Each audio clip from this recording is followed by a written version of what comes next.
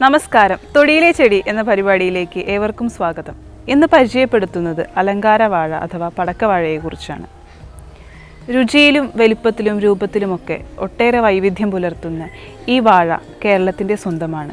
ഇത്രയേറെ വൈവിധ്യം മറ്റൊരു നാടിനും ഈ വാഴയെക്കുറിച്ച് അവകാശപ്പെടാനില്ല. മ്യൂസേസിയ കുടുംബാംഗത്തിൽപ്പെടുന്ന ഈ അലങ്കാരവാഴയെക്കുറിച്ചാണ് ഇന്ന് തൊടിയിലെ ചെടിയിൽ പ്രതിപാദിക്കുന്നത്. ഭംഗിക്കു വേണ്ടി ഉദ്യാനങ്ങളിൽ നട്ടുവളരുന്ന ഒരു സസ്യമാണ് ഈ അലങ്കാരവാഴ. ചെറിയ ഇലത്തണ്ടുകളും ഇലകളും അതുപോലെ കൂമ്പുകളുമായി നിൽക്കുന്ന ഈ അലങ്കാരവാഴ എന്നും ഒരു കൗതുകമാണ്. ഇവയുടെ കൂമ്പുകൾ പലപ്പോഴും പൂക്കൾ പോലെ ഉയർന്നു നിൽക്കാറുണ്ട്. അതാണ് ഇതിൻ്റെ ഭംഗിയും. ഓറഞ്ച്, മഞ്ഞ, വയലറ്റ്, ചുവപ്പ് എന്നീ നിറങ്ങളിലാണ് ഇത് കൂമ്പായി കാണപ്പെടുന്നത്. പോള ഇളകിയ രീതിയിൽ പൂക്കളായിട്ടും ഇത് കാണപ്പെടുന്നു. വളരെ ചെറിയ ഇതിൻ്റെ കായകൾ സമുഖമായിട്ടാണ് വിന്യസിച്ചിരിക്കുന്നത്. അത് കാണുമ്പോൾ ഒരു മാലപ്പടക്കം തൂക്കിയിട്ടതുപോലെ നമുക്ക് കാണാൻ സാധിക്കും. സാധാരണ വാഴകൾ പോലെ തന്നെ ഇതിൻ്റെ കിഴങ്ങിനോട് ചേർന്നുള്ള ഇളകൾ നട്ടിട്ടാണ് ഇത് വളർത്താറുള്ളത്. വർണ്ണഭംഗിയുള്ള ഇതിൻ്റെ കുലകൾ ഫോട്ടോതെറാപ്പിക്ക് ഉപയോഗിച്ചു വരാറുണ്ട്. ഇതിൻ്റെ കൂടുതൽ ഔഷധ പ്രയോഗങ്ങളെക്കുറിച്ച് ഡോക്ടർ CM ശ്രീകൃഷ്ണൻ വിശദീകരിക്കുന്നതാണ്.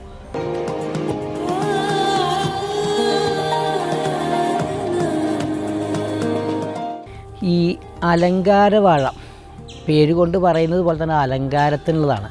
പക്ഷെ അതിൽ ചെറിയ ഉപയോഗങ്ങളുണ്ട്. ഒന്ന്, അതിൻ്റെ ഈ മസ്കുലർ പെയിൻ, ഈ മയാൾജിയ എന്ന് പറഞ്ഞ കണ്ടീഷൻ ഉണ്ട്. അതിന് ഇത് സമൂലം അങ്ങോട്ട് കഷായം വയ്ക്കുക. കഷായം വെച്ചൊരു പരന്ന പാത്രത്തിലായിട്ട് അതിൽ ഇറങ്ങിയിരുന്ന് ഇങ്ങനെ മേലെ മുക്കി ഒഴിച്ചാൽ ഈ മസ്കുലർ പെയിൻ കുറയും. ഇളം ചുടുക്കനെ പ്രത്യേകിച്ചും ഈ അടുത്ത കാലത്ത് ഈ പനിയെ തുടർന്നുണ്ടാവുന്ന ഈ മയാൾജിയ ഉണ്ട്, മസ്കുലർ പെയിൻ. അതിന് ഇതിട്ടിട്ട് സമൂലിട്ട് കഷായം വെച്ച് മേലെ ഇങ്ങനെ കഴുകി ആ വേദന കുറേ കുറഞ്ഞിരുന്നു. പിന്നെ ഇതിൻ്റെ ഈ പൂവ് എടുത്ത് അരച്ച് വെണ്ണയിൽ ചാലിക്കുക. വെണ്ണയിൽ ചാലിച്ചിട്ട് ഈ കാല് വിള്ളുന്ന ഭാഗത്ത് പരട്ടി കഴിഞ്ഞാൽ ആ വിള്ളലിന് കുറേ ആശ്വാസം ഉണ്ടാകും.